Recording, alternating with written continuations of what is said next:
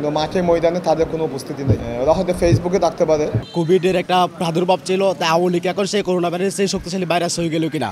সামাজিক যোগাযোগ মাধ্যম দিয়ে তারা একটি ফেক কর্মসূচি ঘোষণা করেছে। কক্সবাজারে এখনো পর্যন্ত ওই আওয়ামী লীগের কোনো নেতাকর্মী রাস্তায় আমরা দেখতে পাই নাই। বাংলাদেশ জাতীয়তাবাদী দলের প্রত্যেকটি অঙ্গ সংগঠনের নেতাকর্মীরা, স্ব ইউনিট, জাতীয়তাবাদী কৃষক দল, জাতীয়তাবাদী যুব দল, ছাত্র দলের নেতাকর্মীরা প্রত্যেকের জায়গা থেকে আমরা স্ব অবস্থানে রয়েছি, যাতে কক্সবাজারে কোনো অপ্রীতিকর অবস্থা তারা সৃষ্টি করতে না পারে। পর্যটন রাজধানী হিসেবে কক্সবাজারে যাতে কোনো পর্যটকের অসুবিধা না হয় এবং কক্সবাজারে যাতে ফ্যাসিস্টদের কোনো দৌরাত্ম্য আমরা দেখতে না পাই, সেজন্য আমরা শক্ত হাতে প্রতিহত করার জন্য আজকে জেলা বিএনপির কার্যালয়ে আমরা অঙ্গ সংগঠনের নেতাকর্মীরা উপস্থিত আছি। না, আমরা তো দেখলাম কক্সবাজারে সকাল থেকে তাদের কোনো উপস্থিতি নেই।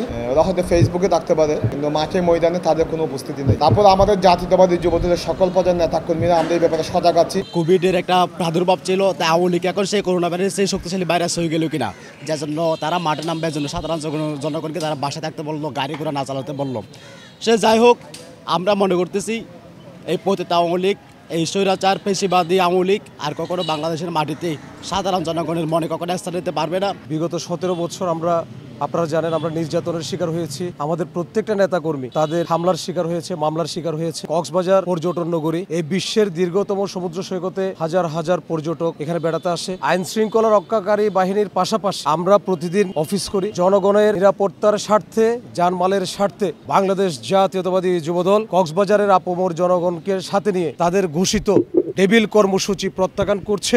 আমরা আসলে সাধারণ জনগণকে সাথে নিয়ে সামনে আমাদের একটা অবাধ সুষ্ঠু নির্বাচনের আশায় আওয়ামী লীগের এই হাস্যকর লকডাউন প্রতিরোধ করার মুভমেন্ট নিয়ে আছি। আশা করি আওয়ামী লীগ রাস্তায় নামার সাহস করবে না। কক্সবাজারে কোনো যদি অগ্নিসন্ত্রাস বা নিষিদ্ধ ঘোষিত আওয়ামী লীগের ছাত্রলীগ বা যুবলীগ যদি কক্সবাজারে কোনো বিশৃঙ্খলা করে, তাহলে আমরা প্রতিহত করার জন্য আমরা কক্সবাজার শহর যুবদল এবং জেলা যুবদল এবং অন্যান্য অঙ্গ সংগঠন আমরা কক্সবাজার শহরের দলীয় কার্যালয়ে আমরা অবস্থান করছি।